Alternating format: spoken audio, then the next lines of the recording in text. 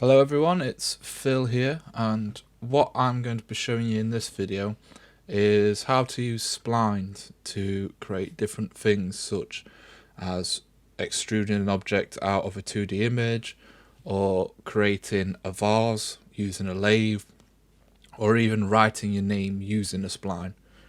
So what I'm going to start with is showing you where the splines actually are. So this pen in the middle here, if you just click on that, that allows you to start drawing splines. And if you've used the pen tool in Photoshop before, you'll notice it works exactly the same, dead simple, and just basically a dot to dot of how you want to do it.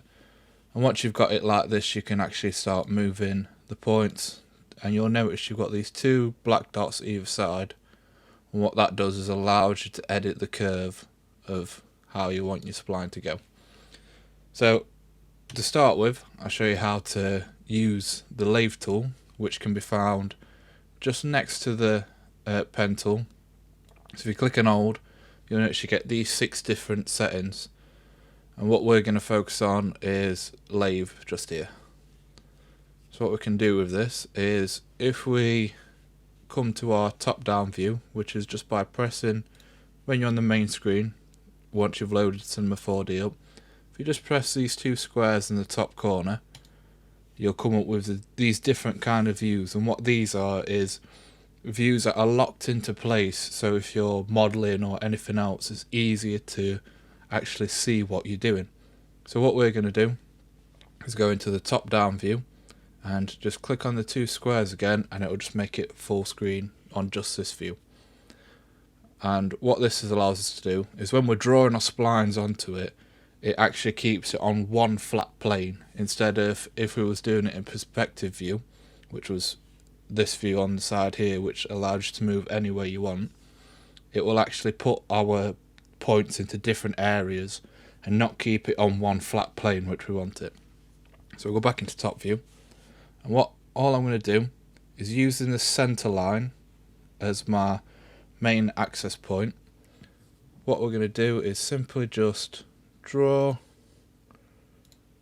kind of a shape of a vase. To get this kind of curve, all you've got to do is click and hold and just drag it, and it will actually allow you to edit the spline however you want it to be. And then we're only going to do half of it, because that's all we need to actually use the lathe properly. And then to finish it off, all we're going to do is press escape, and there we go, that's it, completely done.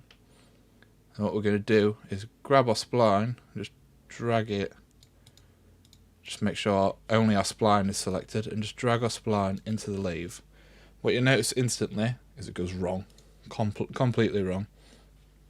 That's because what we need to do is get our rotation tool, make sure we've got all points selected, so using the square on the left hand side, and just simply rotating it 90 degrees, and there we are. As you can see, we've got our lathe creating a vase kind of shape for us. And if you're not happy with how a certain part looks, all you got to do is select your spline and select points on the left hand side, and you'll notice you can actually still select all of your different points and move it out and edit it however you want. So if you wanted an open top vase, we've got one just there, and you can do whatever you would like with that from there on out.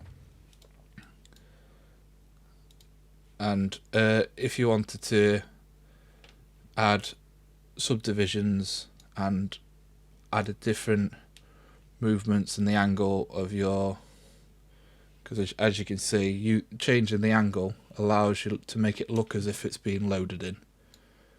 And if you wanted to do a animation with that, all we've got to do is, we've got a keyframe bar here, and if you click this little circle next to angle, that will create a keyframe for you on your keyframe bar. And then all you got to do is drag this green dot to whichever point you want, so we'll go right to the end, and then just make a change in the settings, so I'm going to put this down to 0 so it completely disappears, and then press that circle again and it will create another keyframe at the end. So if we click back, you see it reappears, and then we click play, you'll see it slowly starts to disappear. So you can use this for stuff as if you wanted different objects to appear at different times onto your screen, so you could actually have it where they all load in at separate points and kind of use it as an intro or an exit of a scene. So that's the leave. Dead simple. No, nothing too difficult to do.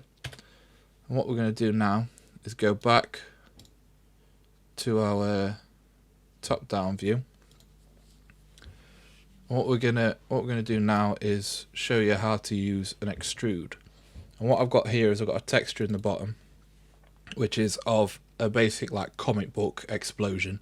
Just a shape that you can't easily replicate using a cube, but that's not too difficult to just draw around.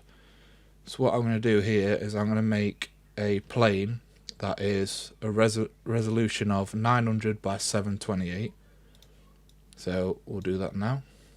So we'll, just by going to where the cube is, clicking and holding and selecting your plane. So we've got our plane there. And what we do is our width is 900, and we just swap that to 728, our height, and it's exactly the height. And all we do is click and drag our texture onto the cube, onto the plane, sorry, and we've got it right there.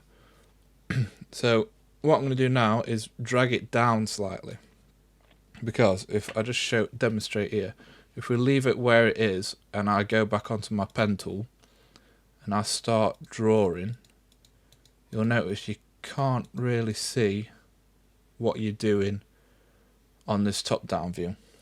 So what we do is just drag our plane down slightly so that when we go into our pen tool we can actually see these lines being created. So what I'm going to do is just quickly draw around this so that just point to point, dead simple. Doesn't have to be perfect, we can always mess around with it afterwards and make sure that it's exactly where we want it as and when we are going to use it. So we'll just leave it as that, and then now we can literally just switch this plane off because we don't need it anymore, because we've got what we want, we've got the outline of it. So what we're going to do here is go back to where subdivision surface is, and we're going to select extrude, and all we have to do is drag your spline into the extrude, and you'll notice in your perspective view it pushes it off to the side. So if we go into extrude, you'll notice that the movement's off to 20 in like the right direction. So all we've got to do is turn that down to 0, and then your center movement setting, drag that up, and what you'll see automatically, it's made into a 3D object. Just dead simple, nothing too difficult to actually do. And then you can also keyframe this just like you did earlier by pressing the circle, moving your green dot, and then just changing the settings ever so slightly to, and then pressing the dot again and just making changes as and when you would like. So we can have it kind of staying where it is and then bouncing up and down, which you can use for many different things. So what I'm going to show you now is I'm going to use the exact same spline just to make this easier and quicker for us, and take away our extrude and switch off our plane, and I'm going to show you how to use a sweep. Now with a sweep you need an extra step, so we'll add the sweep in, and if you click and hold on the pen tool you've got all these different preset shapes. So what we're going to use at the minute is a circle. So what we can do here is we can drag our spline into our sweep and then drag our circle in, and what you'll notice is it goes a bit wild, and that's only because our circle is as radius is at 200. So if we turn that down, you can actually make an outline of this object just by using a circle and a sweep. So what a sweep does is actually go around the spline and actually make the points as if it was a 3D object and put geometry around it.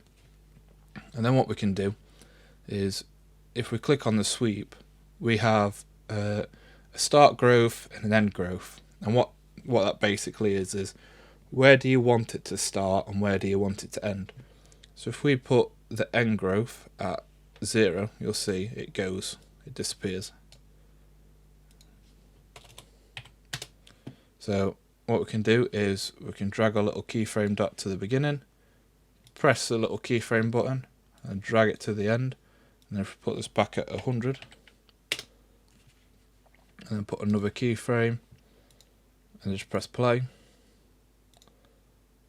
Oh, it's not done it. So what happened there is I pressed play before putting 100% keyframe in the end growth. So just put 100%, press end, just click away from it, then press the keyframe, and it should work now.